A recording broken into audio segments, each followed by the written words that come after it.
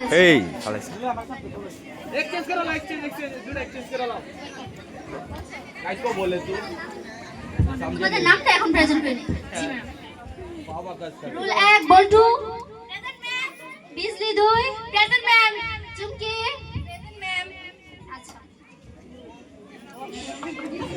তোমাদেরকে এখন একটা প্রশ্ন করব আচ্ছা তোমরা তোমাদের মধ্যে কে সবচেয়ে বেশি গাধা মনে করো নিজেকে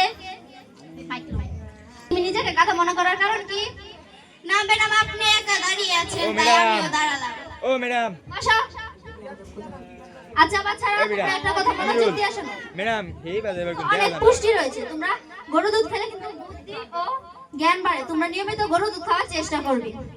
ঠিক আছে ম্যাডাম আপনি আমাদের ভুল জিনিস শেখাচ্ছেন কে কি বলি ম্যাডাম তোদেরকে আমি ভুল শেখাচ্ছি ভুল জিনিসই তো কিভাবে ভুল হলো গরুর দুধে যদি পুষ্টি থাকতো তাহলে এতদিনে গরুর বাছুর গড়ে একটা মহাবিজ্ঞানী হয়ে যেত বাস বেয়াদব কোথাকার আচ্ছা বলো তো একটা কলার দাম যদি 5 টাকা হয় তাহলে এক হালি কলার দাম কত হবে ম্যাডাম 15 টাকা কি বলি তোদেরকে আমি এতদিন শিখেছি 15 টাকা হবে না 20 টাকা হবে ম্যাডাম আমি তো জানি এক হালি কলার দাম 15 টাকা কিন্তু আমি দাম করে 5 টাকা করে বাস আচ্ছা সবাই একটা কথা মনোযোগ দিয়ে শোনো দশে মিলি করি কাজ হারি যদি না হিলাজ ম্যাডাম এই কাজটা তোমরা পরীক্ষা হলে করতে চাই কিন্তু আপনার জন্য তো পারি আচ্ছা বসো আচ্ছা তোরা নোয়াখালী মানুষ নাকি শুনলাম প বলতে পারছ না পরে হ বলিস ম্যাডাম আপনারা কোন হা বলে কইছি অবশ্য আচ্ছা বলতো তুই দাঁড়া তো একটা কবিতা বলতো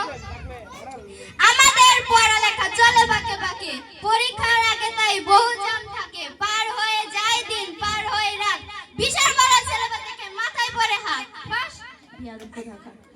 আচ্ছা চুপকি তুমি বলো তো দাঁড়াও তো বুঝলি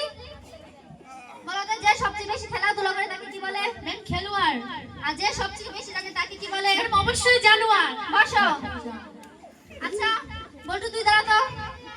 বলতো আমাদের দেশে যদি বিদ্যুৎ না থাকলো তাহলে আমরা কি করতাম কি আর করতাম ম্যাডাম হারিকেন জ্বালিয়ে টিভি দেখতাম কি বললি বস আচ্ছা চুপকি তুমি দাঁড়া তো আচ্ছা তুমি বলো তো তুমি এক চোখ বন্ধ করে আর চোখে কেন দেখছো ম্যাডাম আপনি তো বলেছেন ছোট বড় সবাইকে এক চোখে দেখতে বসো আচ্ছা তুমি বলো বলো তুমি দাঁড়াও বলো তো সাধারণ মানুষ আর একজনের মধ্যে পার্থক্য কোথায় এই তো ম্যাডাম একজন সাধারণ মানুষ যেমন হঠাৎ করে বড়লোক হয়ে যায় সে ভুলে যায় সে একসময় গরিব ছিল তেমনি একজন টিচার যখন পরীক্ষার গার্ড পড়ে সেও ভুলে যায় সে একজন ছাত্র ছিল বসো ম্যাডাম রে দেয়া জানা টেন্স কত প্রকার ম্যাডাম 3 প্রকার বাহ বলো তো কি কি 3 প্রকার past tense present tense future tense বাহ ওদেরকে দেখে কিছু শিখো তোমরা দেখো তো কি সুন্দর উত্তরগুলো দিয়ে দিলো আচ্ছা এগুলো উদাহরণ দাও তো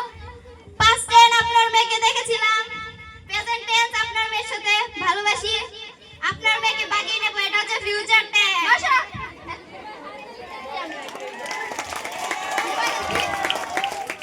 আচ্ছা আচ্ছা কালকে তোমাদের পরীক্ষা মনে রাখো কেউ কিন্তু বলেও নকল করবে না নকল করলে কিন্তু তোমাদের অভ্যাস হয়ে যেতে পারে ম্যাডাম কই আমি তো 4 বছর ধরে একটা না নকল করে যাচ্ছে আমার তো অভ্যাস হয় না আচ্ছা অভ্যাস আচ্ছা শোনো তোমাদেরকে এখন একটা কথা বলবো তোমরা মনোযোগ দিয়ে কথাটা শুনবে তুই বাড়ি যা আচ্ছা শোনো তুই বাড়ি যা আর ট্যাবলেট না পানি খেতে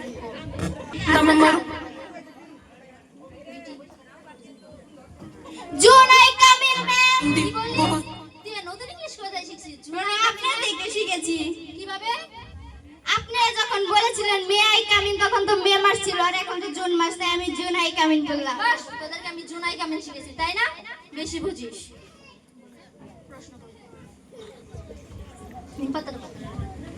ম্যাডাম আপনি নিমাইকে